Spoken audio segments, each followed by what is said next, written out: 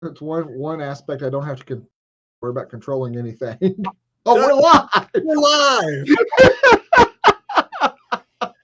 We are live for the Two Bros Wrestling Show on a snowy, icy evening in the land of the Two Bros. And of course, we had weather-related delays a couple weeks ago that we, as it turned out, didn't need to have. So now that we're trying this, Doug, you'll probably end up losing power in like I'm T minus.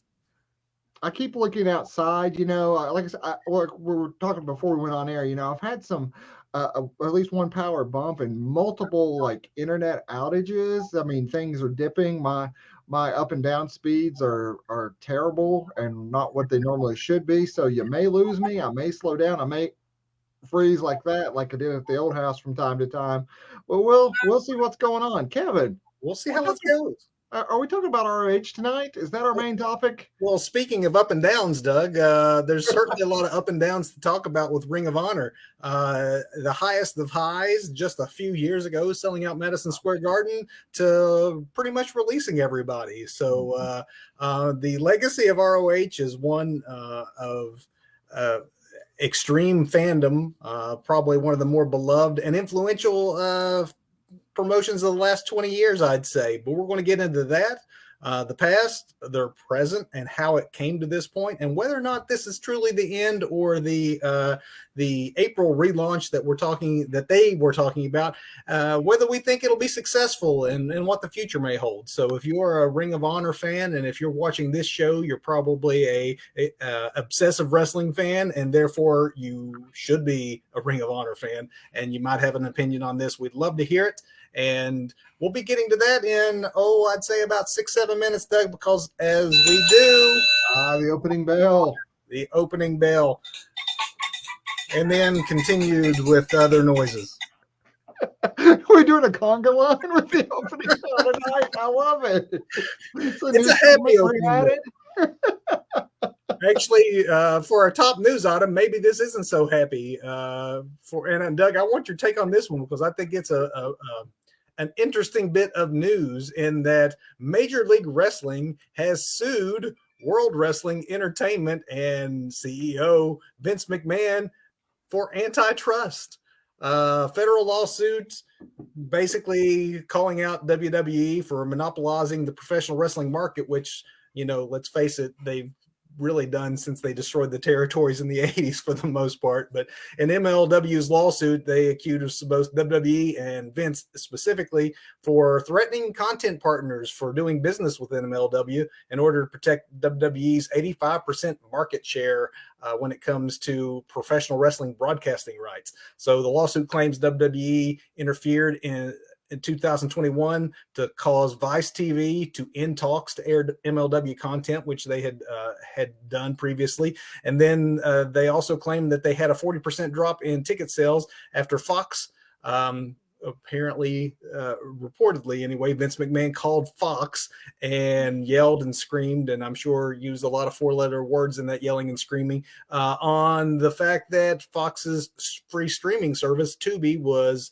getting ready to launch a program with MLW. In fact, it was supposed to be announced the next day when Vince made this call, and at the 11th hour, the plug was pulled. Obviously, for a small promotion like Major League Wrestling, something like getting a national or international clearance on Tubi would be huge, as was appearing on Vice TV. So, Doug, is there anything here that we think will come of this? It's amazing someone hadn't thought to sue them before, but is this just a flex move by CEO Court Bauer and MLW? Yeah, I really don't see anything coming of this other than calling attention to, and putting a little bit more dirt on the WWE name at this point. I mean, I think there were 80-some talents released in 2021, and now, we look at the corporate bully that is WWE, strong arming their broadcast partners into shutting down other smaller promotions. It doesn't look good for them. I think it's maybe more of a PR slug than anything. I really don't expect anything legally to come from it, because to argue antitrust, I don't think is feasible with the likes of, Ring of Honor, Impact, AEW. Impact. Okay, well, maybe there's still not a lot out there right now, but well, I mean, it doesn't surprise me at all that WWE would interfere with someone else's negotiations, but actually proving antitrust is difficult. So I kind of agree. This is probably more of the little engine that could, making MLW look like the David to the WWE Goliath. So probably still a smart PR move on their part. And again, quite a flex to sue WWE when obviously this could have happened at any point in time in the past and would have been just as true as it is now. But kudos really for MLW and Court Bauer for even attempting this route. It is definitely swinging for the fences. Well, I'm never on the right. Never will you find me on the right. It all depends on who's working the controls. In the past, Doug's been working the controls, and that puts you on the other side, though. I guess we could switch that around. If it confuses folks out there, let us know. Doug, moving on to other news. We're going to talk Ring of Honor, obviously, in our main event topic, but they made some news this week when they announced that they would be returning April 1st to live events, and they will be presenting Supercard of Honor in Dallas-Fort Worth during WrestleMania weekend. And no performers were announced, no card, obviously, still too far out for that. So we're going to talk more about this during our main topic in a few minutes to see if it's wishful thinking or a glorified indie show or what we think is going to happen on that day. But NWA, let's switch to the National Wrestling Alliance. When we're talking independent promotions, I guess NWA would be an independent at this point for sure. But if you are an NWA fan, as I am, as Doug is, you probably have missed it because they had a great program under their relaunch that they would do at 6:05 on Tuesdays on their YouTube channel. And then last year, again, you got to make some money. So they went to a subscription model, and so they went behind a paywall with Fight TV. Well, they announced in early, just a week or so ago, that they are returning to YouTube for their main programming, so that the main programming is still free. And they've come, actually, not only is NWA Power returning to YouTube and their YouTube channel, they're actually expanding their content by producing NWA USA also on their YouTube channel. So now we'll have an hour and a half of NWA for free every week on YouTube. And they still have a subscription model with Fight, except now it's an annual subscription that they're going to. And if you do the annual subscription, you get early access to both Power and NWA USA, in addition to all of the pay-per-views that they do included in that price. So think more of, I guess, in some ways, the WWE network model as it used to be, in that you're really wanting those pay-per-views at a really good price, and all the other stuff you just happen to get for free. Sort of something along those lines. But Doug, I watched the other day and actually was surprised by the number of folks that I did not know were working for NWA now, that wrestling fans would recognize, your Fandangos, your Tyler Breezes, I knew Chris Masters had been there, but JTG, and names I hadn't thought of in a while. So there's actually a lot of familiarity. Crimson, as he used to be known, and back in Impact, who looked like a can't miss prospect, but never really took off there. He's on board now in NWA. So give National Wrestling Alliance a shot. I think it's Fridays and Saturdays when those shows will pop up on YouTube earlier if you have the Fight TV subscription. And then we'll end with some injury updates, because unfortunately there is quite a few. So Xavier Woods, your Royal King, is not going to be at the Royal Rumble. He did injure his calf jumping off the ropes, and now is one less participant in the Royal Rumble, as is probably Drew McIntyre, out with a serious neck problem, they say. Many in the company believe that this is going to end up requiring neck surgery. WWE officials supposedly behind the scenes are very hopeful that with some time off that Drew can avoid surgery so that he will be able to make it back in time for WrestleMania 38. Obviously, the neck surgery would probably take him out of contention from that. No one really knows how that's going to turn out. And then the boss, Sasha Banks, is out for 6 to 8 weeks with a foot injury that she sustained at a house show. Honestly, Sasha has not been back all that very long for her to go down with an injury yet again. And Doug, I would note that every one of these talents are SmackDown talents. So when you combine that with letting Tony Storm walk away and having to get rid of Jeff Hardy, things are looking kind of thin right now on the SmackDown roster all of a sudden, and might be a reason why you see what we're seeing with like a Seth Rollins being pulled over to help main event with Roman Reigns right now, just because a lot of room right now on SmackDown if somebody wants to step up. A lot of room right now, but I really wonder how much the WWE will push any other talents on SmackDown or otherwise at this point. It seems like SmackDown really is the Roman Reigns show anyway, which I am fine with, but I don't folks to work with. Right. He does need somebody besides Lesnar coming over now to work with. And I hate to say this thought out loud, but how long before Sasha Banks is future endeavored? I mean, she has suffered injury after injury after injury. It seems like, she's on, she's off, she's on, she's off. And I just wonder how long before she is actually future endeavored. For as great as she is, and headlining WrestleMania, you don't get any more esteem in WWE world than that. Yet at the same time, it seemed throughout her history with the company, it's sort of as if Vince has been rather hot or cold on her. She's either in the main event of WrestleMania or sitting around with nothing to do. Like they seem to cool on her for whatever reason.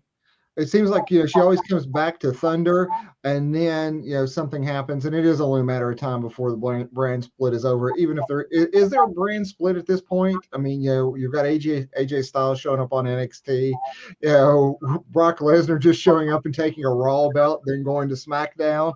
Is there a brand split anymore? That's probably a show we could do right there. It really does seem as if a lot of times when WWE starts to get in a little bit of trouble or ratings start to go down or they start to panic, and that the idea of a brand split goes completely aside. As Doug mentioned, or actually I don't think we mentioned yet, next week's show, not only will we be doing our Royal Rumble preview, but Doug and I are attending a house show that day, and we're going to give our hot thoughts, our quick takes on what we experienced. And it's a super show. I mean, it's SmackDown and Raw talent together. And really, Doug, we'll talk about it obviously more next week. But when you have a lot of injuries and when you're seeing ticket sales drop, it might make more sense to at least cut the cost by touring together and putting on the absolute best show as far as talent. Also, we're probably going to get a lot of previews of them working through Royal Rumble matches when we see the house show, especially since it is a super show, because every time a pay-per-view comes up or a premium live event comes up, nice call. Then, we're going to see them working the house shows to, get ready for that premium live event. So we may have some insights into Rumble coming out of next week's live show, we're going to see. Would be nice. And one more injury, Doug, but I separated it because it's not WWE related, but even though he self-reported himself as okay and that his arm didn't break, it was acknowledged on AEW television this week that Rey Fenix is out. They didn't really specify what the injury was. And Doug, I don't know if, with your personal connection with Tony, if you have any insider's information here, but man, I don't know. And I think it might be dating back to like WCW days and Sid Vicious jumping off the top rope and watching that leg go the complete opposite direction. Had I witnessed something that just made me, because that looked so broken. I mean, it was so obvious that the man's arm should not be going that direction. And arms should not bend like that. But, my sources are telling me that it's nothing more than a dislocated elbow, which, sounds terrifically horrible in and of itself because I don't know. That just sounds painful, but I don't know how long that takes to heal. Maybe 6 to 8 weeks is reasonable. Which is definitely better than shattering his arm, which is exactly what it looked like at the time, for sure. And Doug, with that is the opening bell. And folks, that is the news for this week. Are you ready to hit the main event, Doug? I am so ready for this main event. Let's hit the main event. Folks, Ring of Honor Wrestling, they had their last event, their last announced event until this week was in December, Final Battle. After that, they went on a hiatus and have let all the wrestlers that were under contract, including their champions, go. this week they announced that they will be returning during WrestleMania weekend, as we mentioned in our news segment at the top of the show. Ring of Honor has a history of that just cannot be denied. If you look around the wrestling landscape today, whether it is your Seth Rollins, as who we were referring to earlier, or you look at AEW and your Adam Coles, your Hangman Page, I mean, all of these CM guys, CM Punk. I mean, just go on and on. It would be hard pressed to look at the top of any major promotion right now and not see someone who was groomed at Ring of Honor. So I would say that it really has been since ECW since you would find another promotion that has had as much influence on the wrestling landscape outside of the mainstream of an AEW or a WWE. And Doug, it's kind of sad to think that this could possibly be the end, or at the very least, the end as we have been known as we have known Ring of Honor. So I might be getting ahead of myself here, but I'm a little bit fearful of ROH Rebirth, because I see what's happened to NXT with NXT 2.0, and knowing that they wanted to take some time, reorganize things and get things ready to roll again, and basically cut loose every single talent they have in the promotion, even when they have champions that are no longer under contract, but yet still hold titles. Yeah, that's a little frightening to me. But they have been very good to their people over the years, especially during the pandemic. So I think they're people. I think they have loyal talent that are going to honor whatever's coming up. But I'm not sure if that's going to be a transitional phase where we see folks turning over the belts, passing the torch to newer talent to try and compete. I'm just a little frightened about where this goes, considering the long and rich history we've had. Do they try and compete with like an NXT 2.0 and move it to something like that? Or are they just trying to get their house in order before they relaunch? I think that's our big question here. So to that point, let's start a conversation about, when you say compete, I mean, what in your mind led to the point that we're at where this is even a question that we have to ask? Like, at least in its prior form, where do you see the downfall of Ring of Honor being?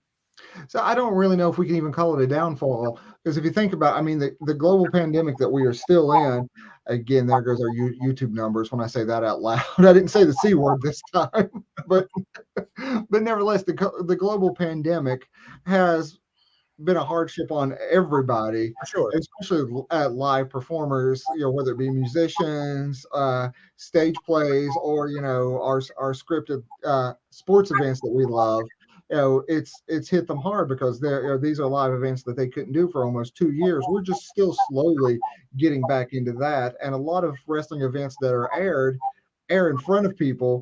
Ring of Honor took how many months off and continued to pay their entire staff? Yeah. I think that has to impact, no wrestling pun intended there, but that does have to impact their finances and get to a point where whatever they were planning to up their game, because I think there was a plan in place, especially when they had Marty Scurll, bringing him in, the most lucrative contract ever in Ring of Honor history, having him as a performer and a booker, and the tight relationship that he has with pretty much every EVP in AEW. I can see that there was there's probably a plan in place there, dating back as far as the Butcher and the Blade debuting with the Bunny on AEW for some cross promotions there.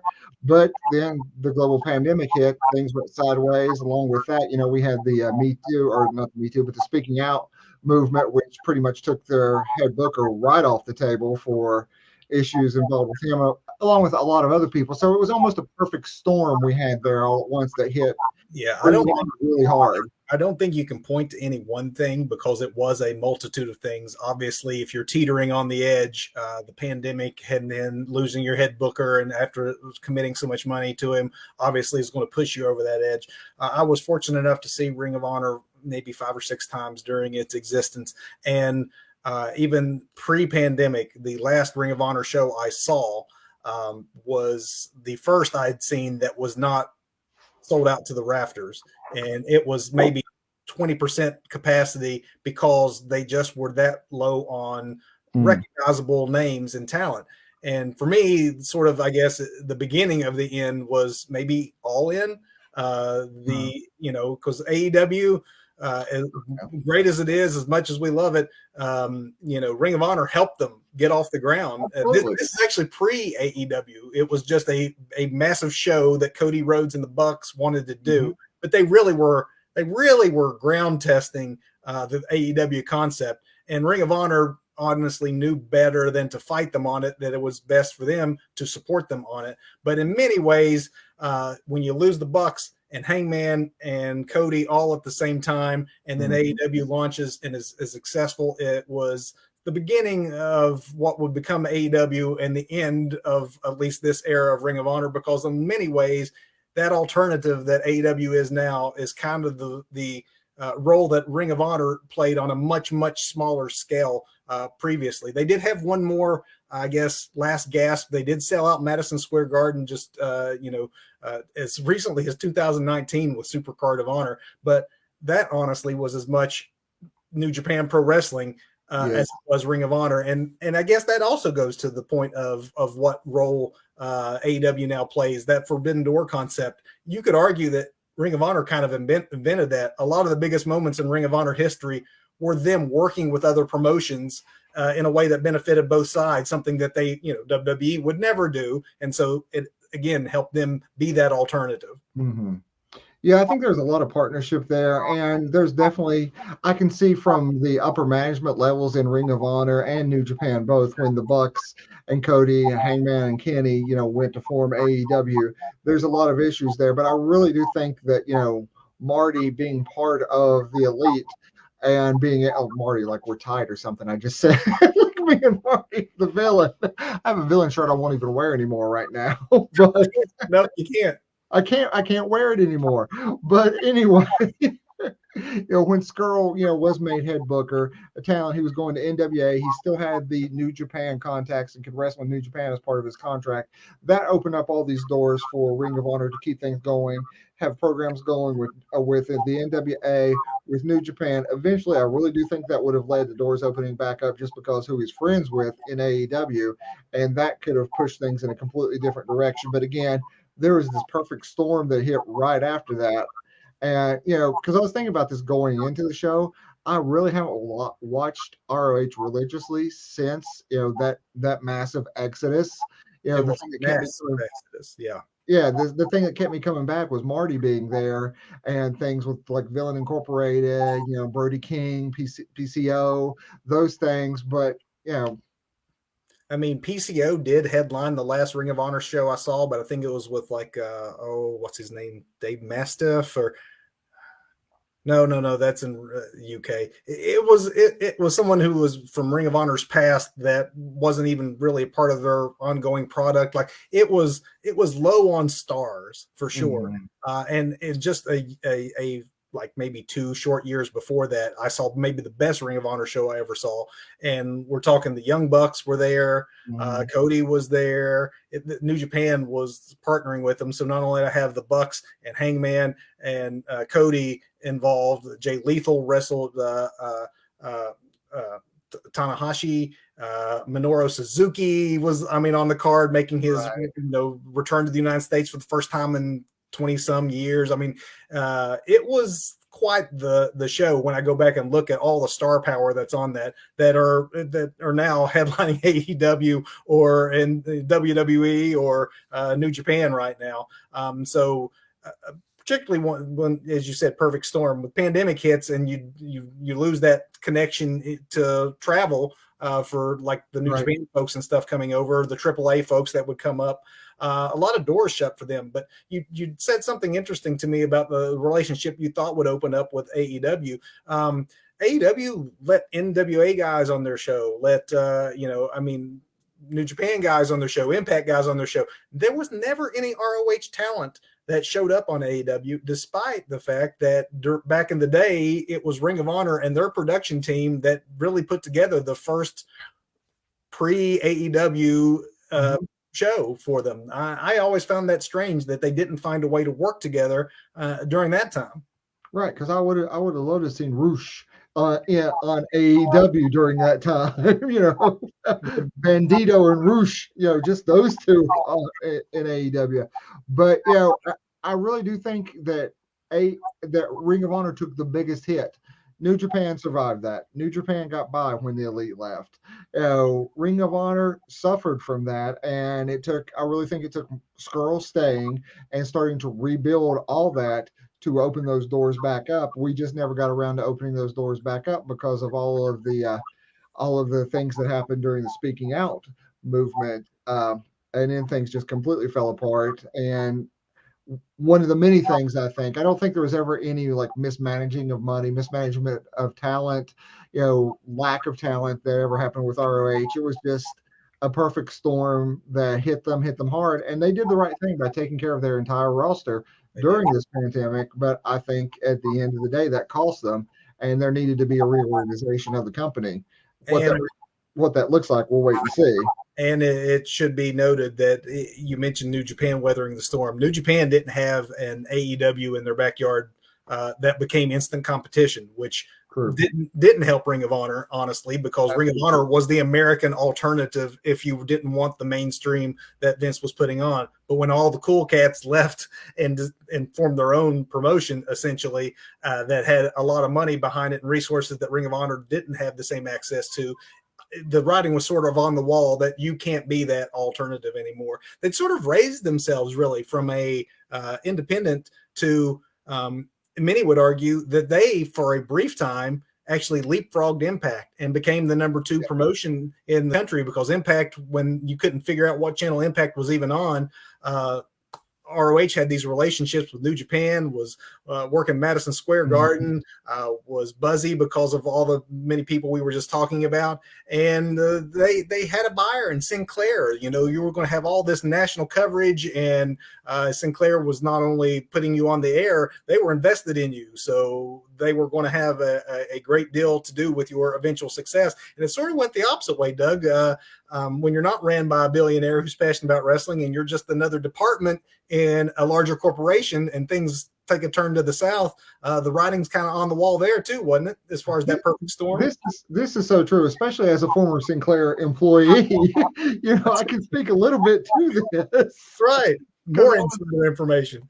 Because, I was, there are 2 Sinclair stations in the market we live in. So, Ring of Honor, I believe, still to this day broadcast on both of them. You can catch them on either channel because they're sister channels.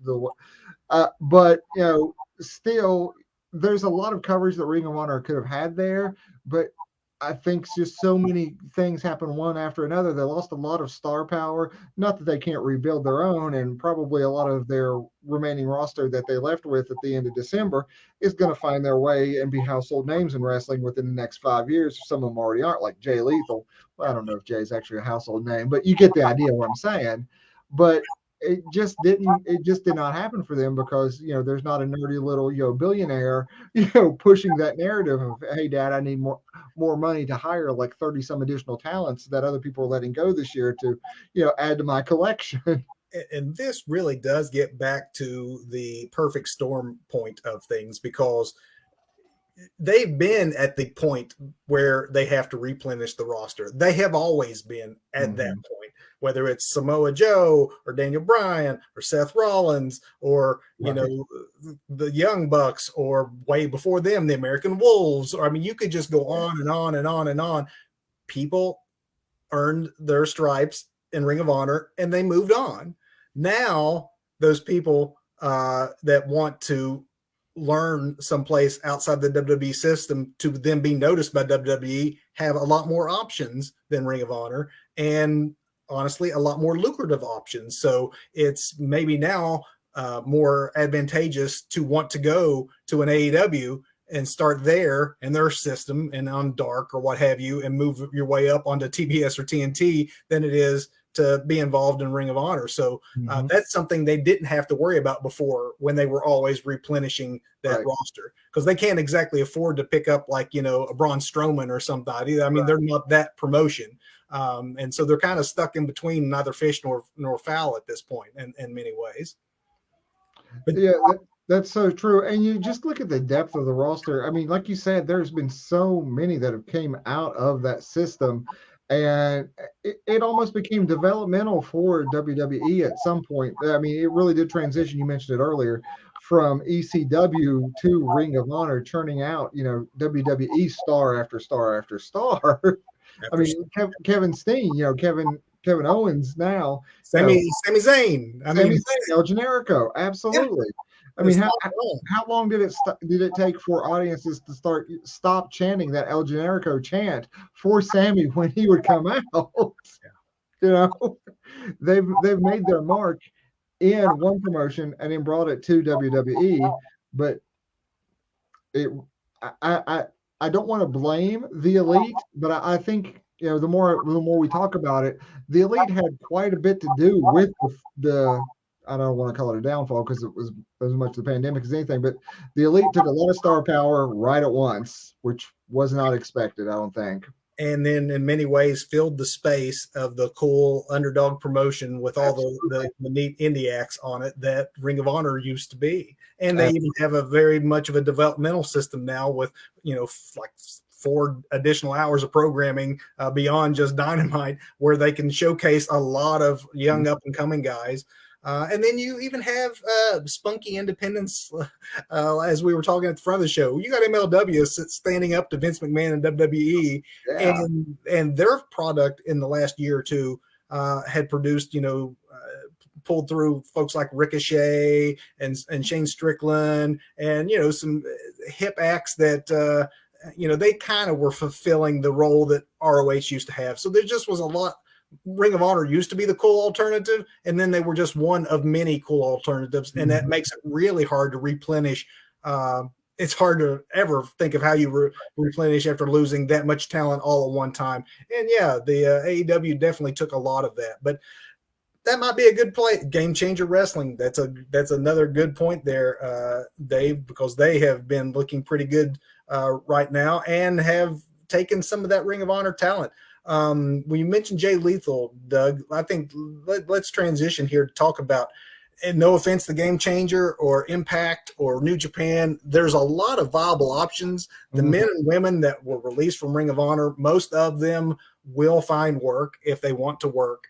But if we just look at what we consider, and again, no offense to the others, but if we want to talk about like main event, top level, 1 or 2, WWE, AEW are the big guns. Do we see anyone that was left at the end in Ring of Honor? We've obviously got Jay Lethal and Brody King already on AEW. Let's start WWE. Do we think anybody from Ring of Honor is going to land at WWE, or would that have been a pre-2.0 proposition? Because I kind of lean that way myself. I definitely say pre-2.0, we could have seen some folks. At this point, I don't see it happening.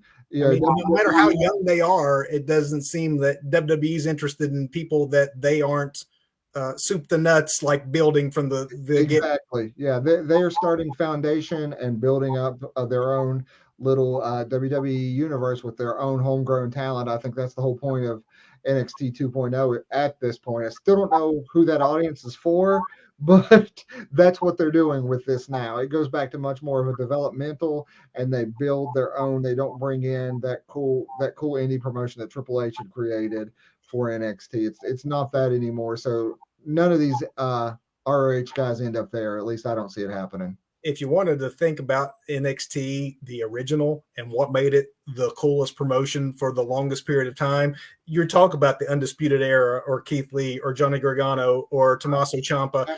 Yes. All Ring of Honor guys. Top indie guys, Ring of Honor guys, they come over, and that's how they get introduced to the WWE system. If WWE is no longer looking at folks from the outside, I agree with you. I don't see that they hire anybody, whether they're a worthy talent or not. I think that for anyone wanting to be on national American television, and that usually means AEW, that's maybe the only option outside of going to New Japan or an Impact or an MLW, which we'll maybe get in a little bit of that. But we say it a lot with all the releases of WWE. Tony can only hire so many. So Jay Lethal, excellent choice. Brody King, fantastic choice. Absolutely. Who else out there, Doug, from Ring of Honor? If not WWE, who do we see maybe with Tony Khan having his eyes on? I would love to see Deonna Purrazzo, end up in AEW. Yeah. Yeah. I mean, even though she's the Ring of Honor Women's Champion, we'll get in that. Right. That's why I'm saying that, because she is ROH champion, but yeah, I really, and I have to admit, within the last year, I'm not as familiar with the ROH roster as I once was. Sure. I mean, and whenever you say ROH from, we're talking about soup to nuts earlier, I think, the one name that is constant in ROH, and feel free to disagree with me, but I think I'm not going to, because you're going where I'm going. Yeah. The Briscoes, man. They, I always think Briscoes when I think, ROH, regardless of, what, 17 years they've been with ROH.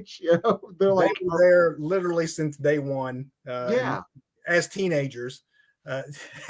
Scott would like to see that.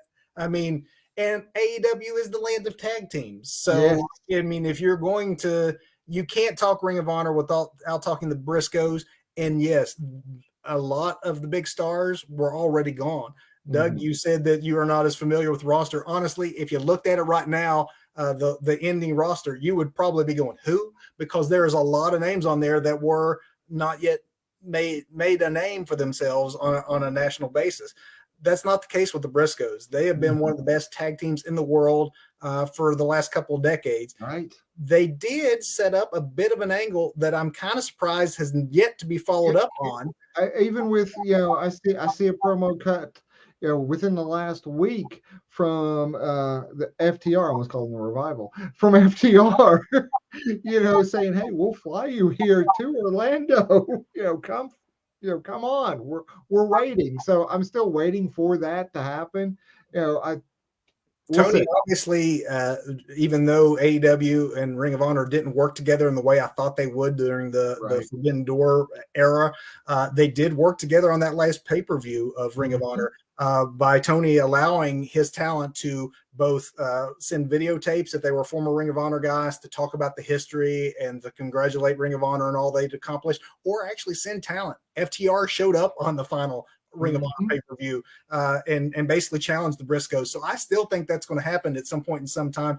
But how in the world the Briscoes don't get picked up somewhere? And AEW, I mean, there isn't a lot of main event level, like big name talent left in Ring of Honor, but Briscoes are certainly the most glaring example on that list that I think's out there. And I think that David Poole has a point here too.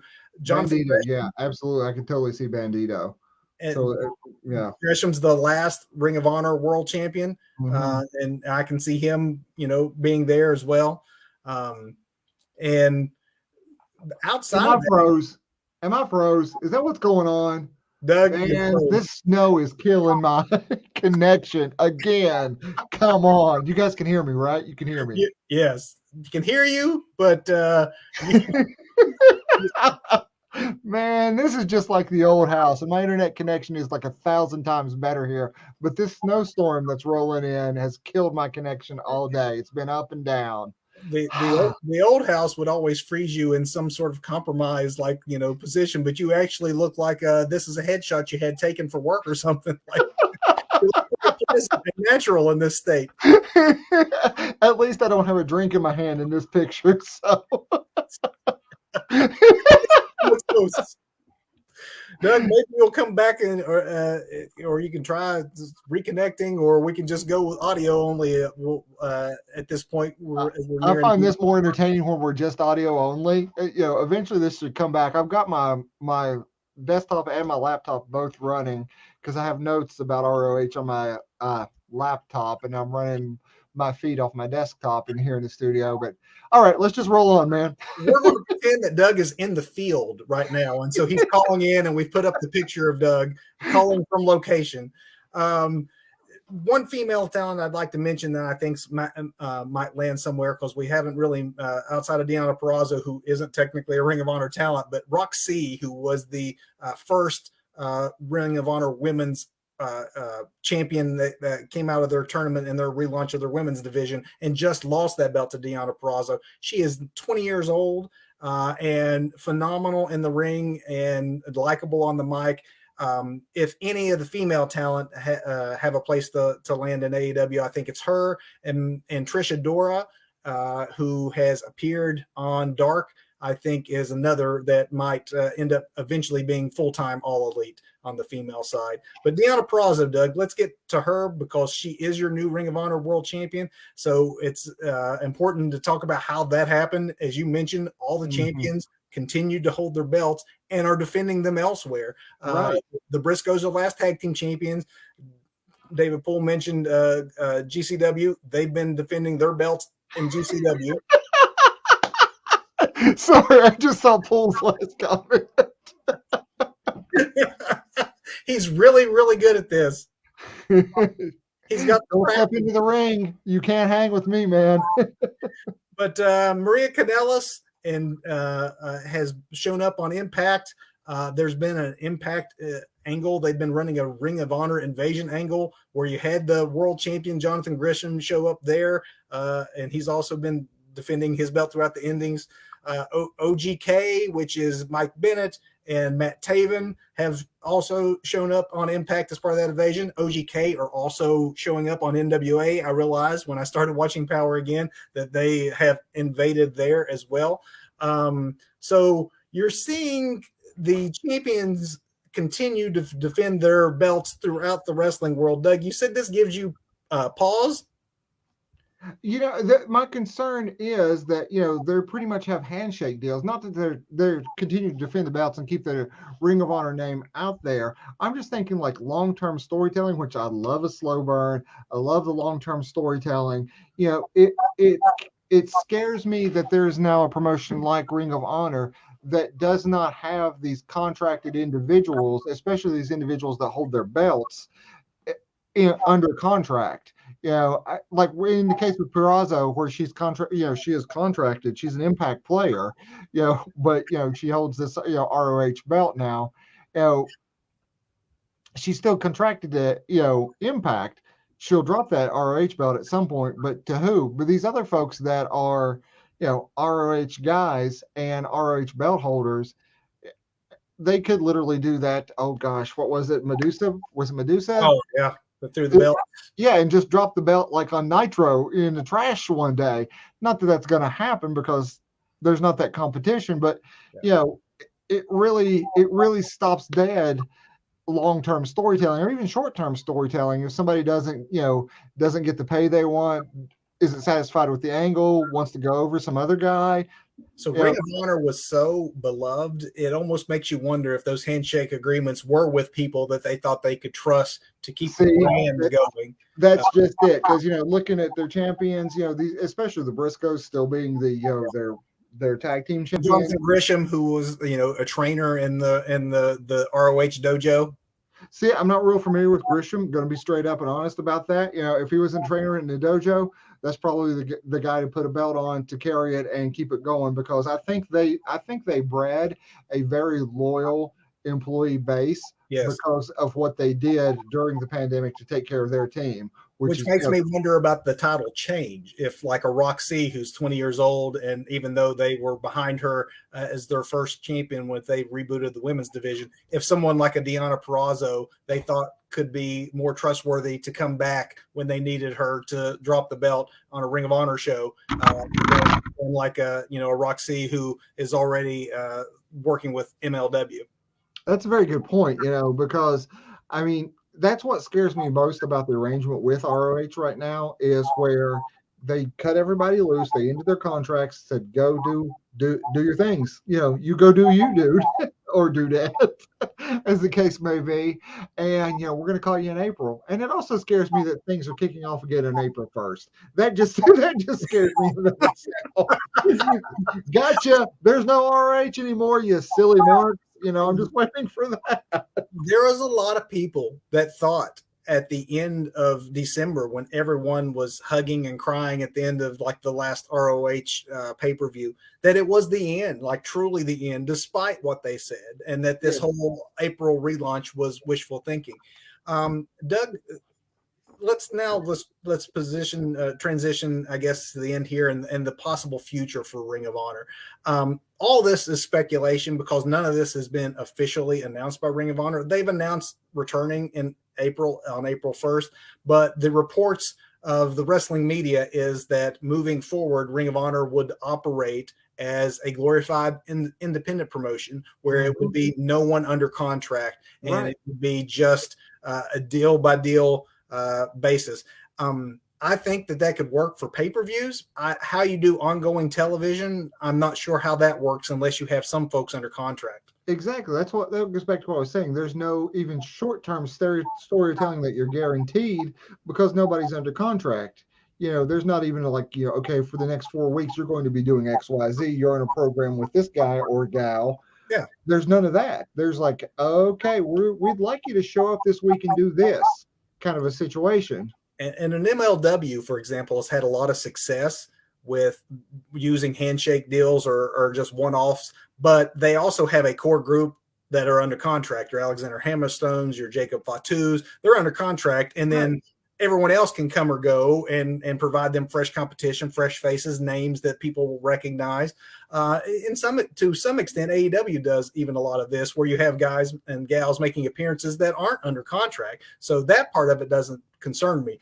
I would think, though, they have to have some folks under contract to have continuity. That's just it. With an entire roster not under contract, that is terrifying to me because, like you say, yeah, it works when you have your core group and you bring people in, you bring people out. I think that's great to keep things fresh. Yeah. But how do you tell a story? And let's face it, wrestling is storytelling, inside and outside of the ring. It's very athletic storytelling, but wrestling is storytelling. That's why, nerds like you and I love it. We are storytellers at heart and totally dig the athletic aspects of it. But how do you tell a consistent story when, your characters may or may not show up from week to week? And it should be noted that this is the Wrestling Observer and others making these reports that we're not for certain that's the way it is going to work. Because I don't know that long-term that can work, to be honest. So I know we're just spitballing at this point, but do you see a future for Ring of Honor? They are no longer occupying the same space at the table that they used to, and it's a much more crowded table. Using some sort of hybrid model of maybe some contracted talent and some handshake deals, one-offs. Do you think that a Ring of Honor can survive, or do you think that this is sort of the beginning of the end, that they'll do a couple of shows, give it a shot, and ultimately we've seen the last of really what we can consider Ring of Honor?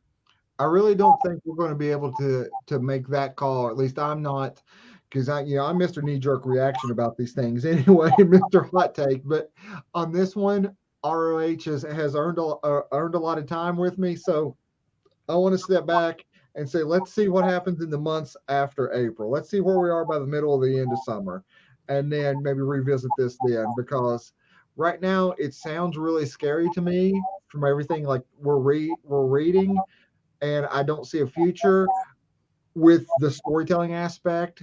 And I'm also afraid they're going to go the ROH 2.0 route with this to try and appeal to some younger market, especially since, again, they don't have a Tony Khan or somebody like that driving a wrestling aspect. They have Sinclair Broadcasting, as a entertainment division. They're an entertainment division of Sinclair Broadcasting, so they're going to look to turn this around and make money out of it. That's what you do with businesses. You look for them to make money. If they don't make money, then you cut your losses and move on. So we're going to have to wait and see. For me, I think there's going to be a lot riding on that April 1st show, because that show, they put a line in the sand and now have committed to a date, which means they have to deliver on it. If they knock it out of the park with something that seems either innovative or like the old Ring of Honor is successful financially from a standpoint of critical success or fan appreciation of what they do on April 1st, if it bombs, it could be the end, because how long do you keep going down a road that gets off on the wrong foot? So it's really important for them to get their reimagined, as they wanted to call it, Ring of Honor in order before that April 1st date, because after that, pretty much everything's going to be riding on how they return. So top fans of the game. I don't know if I can pop this up. I don't know if I even can drive right now. Nope, it won't pop it up. But David Poole's last comment about Freddie Prize Jr. or Triple H, because I did call that on our bold predictions that Triple H does leave WWE and start a hot indie promotion in 2022. And I did not know Freddie Prize Jr. was a wrestling fan. I know him as the voice of Kanan Jarrus on Star Wars cartoons. He was a writer for WWE. Oh, I did not realize that. Yes. See, yes. I know more from he's married to Buffy, and he is he is the voice of a Jedi. So I learned something tonight. Thanks, Poole. But something like that would work. I mean, if he's been a writer for WWE, Triple H does legitimately leave this year. I mean, maybe that's what something like that does save ROH. I mean, can you imagine? Just that star power that Poole mentions, coming to outside of promotion like ROH to turn it around, to bring it back. It may take something, if not like a savior type, somebody coming to run it, but even someone to actually invest in it. Like if a Sinclair isn't as interested in their wrestling toy anymore, and that's one of the reasons that they found themselves somewhat on the shelf now. Maybe they do a Time Warner thing like with WCW and an interested party, like someone with a little bit of money or someone with a little bit of industry clout, like a Triple H.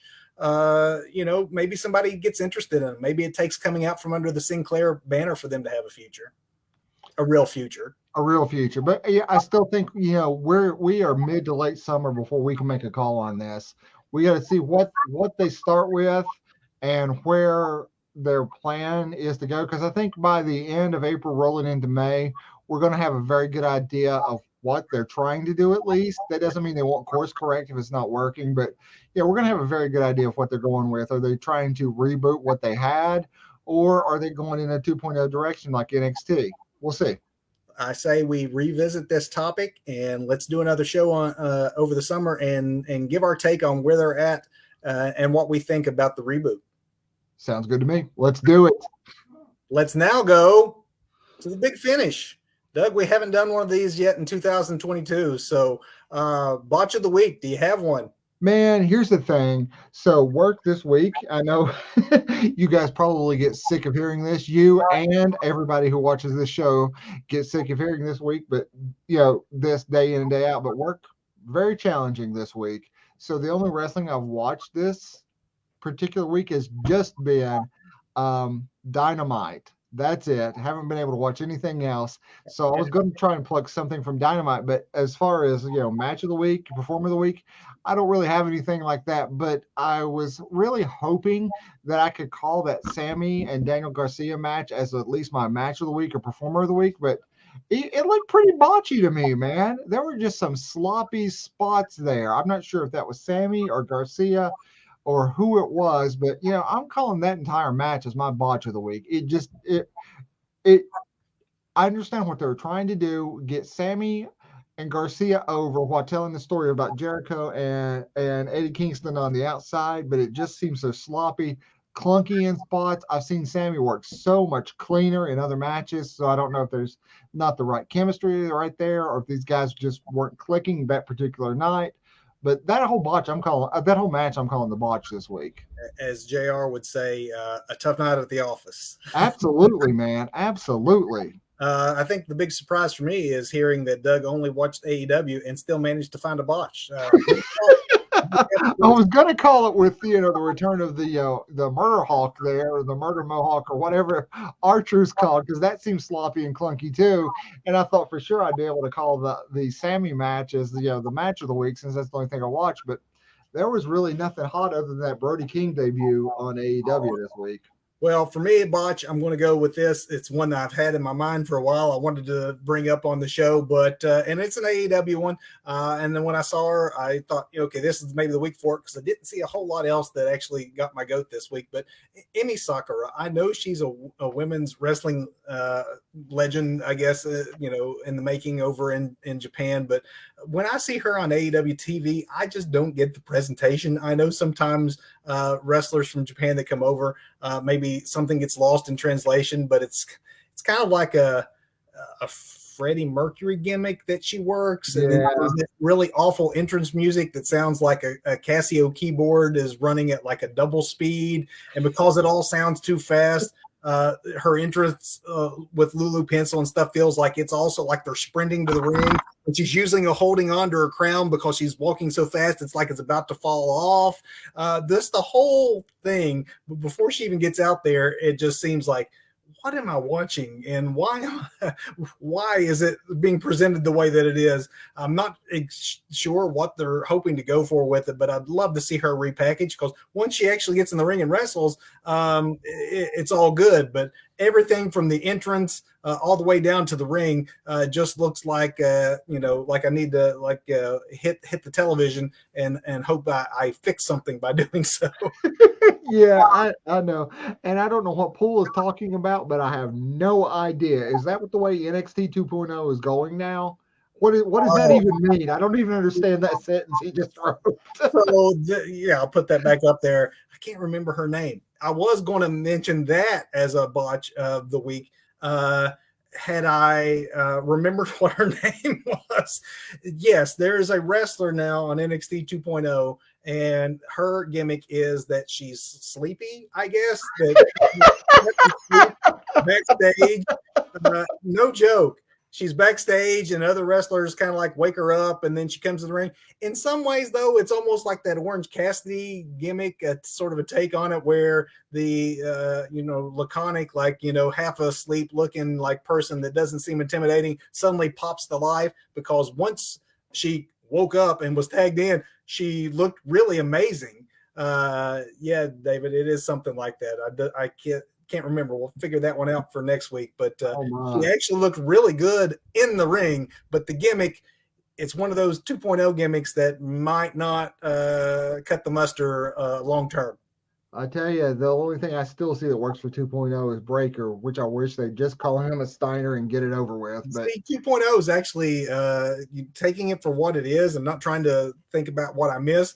I'm having other stars start to pop out to me. Cora Jade is one that's a standout from the women's division. I love what Toxic Attraction's doing. So there's, the Italian character they got. I can't remember his name right now. It's escaping me. But there's several things popping. The I'm sleepy character, not so much. Sleepy character. How about your match of the Grayson week? Grayson Waller. Match or performer? What'd you want to go for? Either one, because I got neither this week. Performer of the week for me, the opening of Raw was just so fantastic on so many levels. Roman Reigns, of course, we've acknowledged him.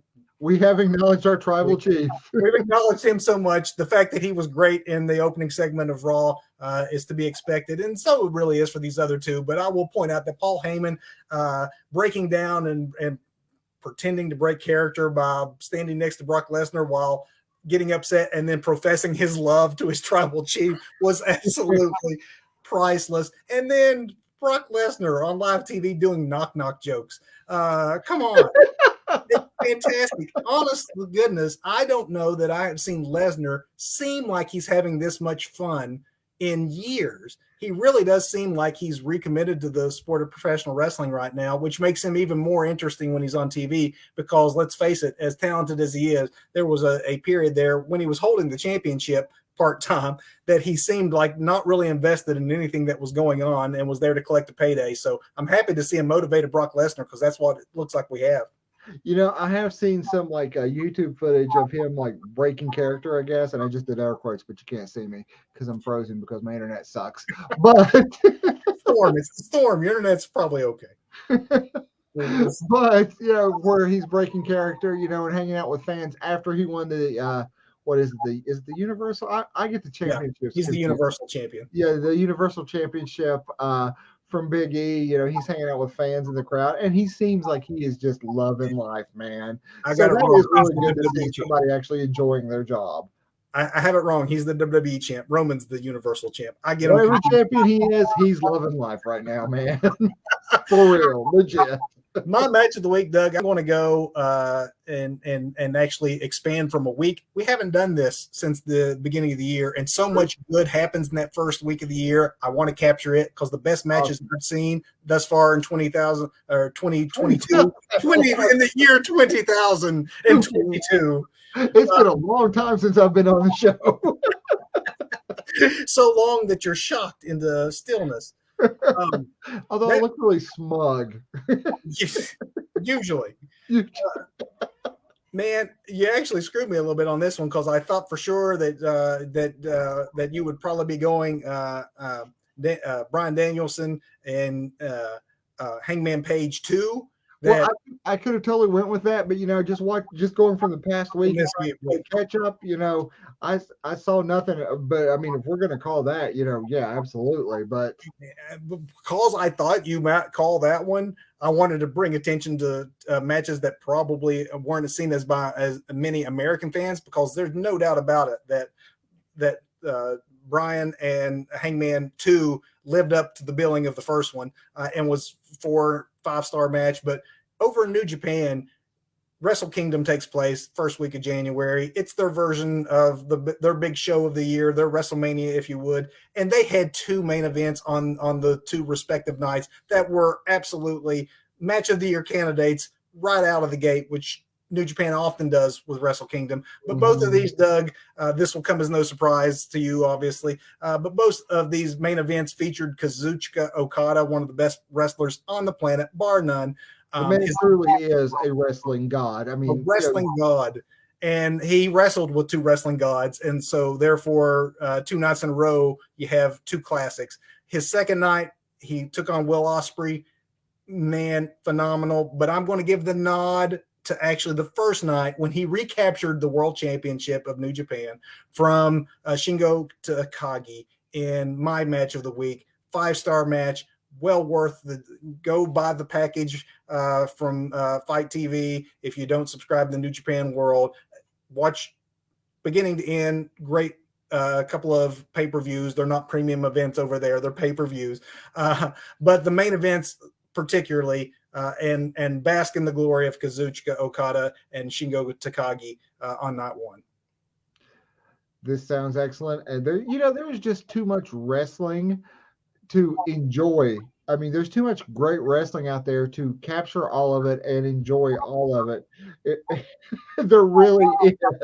Yeah, I mean, it's true. There is a lot. And I just, at the beginning of the broadcast, mentioned that the NWA is back behind on the front side of that paywall. So there's another hour and a half now I'm trying to squeeze into my schedule. So there is no lack of good wrestling out there. So if you're dissatisfied with any particular product, you have alternatives. And tonight we talked about probably the legacy of being they were the alternative before it was cool to be an alternative, and that was Ring of Honor. So, Doug, as you can see, we got scrolling across the bottom of the screen. Doug can't blink, so maybe he doesn't see that. He's looking. But next week, we're going to be giving our Royal Rumble preview as well as our hot takes on the WWE House Show, the Super Show, and then the following weekend, we're going to be going live after Royal Rumble. But, Doug, unless you have anything else, we can bid the people adieu. I bid the people adieu. I once again want to say thank you for carrying the weight of this show by yourself and with your special guest while I was otherwise occupied with contractual obligations elsewhere. Hey, this is 2 weeks in a row, so we're going to call it a streak, and we'll see if you can go as long as Roman and Brock Lesnar with this one. Hey, I'm working on a taker-like streak here. I may be frozen tonight, but that kind of is apropos with the weather outside. So. Well, for Frozen Doug, I'm Kevin, and I want to end our Ring of Honor show in honor of the great Ian Riccaboni by saying, happy wrestling, everybody. Happy wrestling, everybody. We'll see you next week after some live wrestling. See you next week.